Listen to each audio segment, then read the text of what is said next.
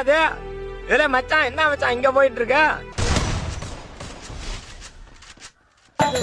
என் ஊரு தூத்துக்குடி, நாத்தாரே சாத்துக்குடி, ஊத்திக்குடி மாமா, என் சூத்தக்கடி மாமா.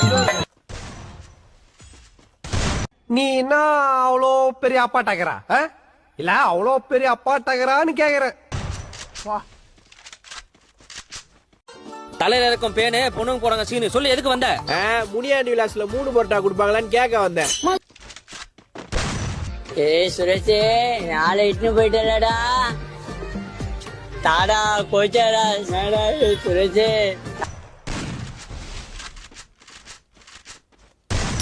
இந்த சூனாப்பானா ஊர் உலகமே நடுங்குது ஆத்தா. அந்த பயத்தை அப்படியே மைண்டன் பண்ணி விடுத்தான்.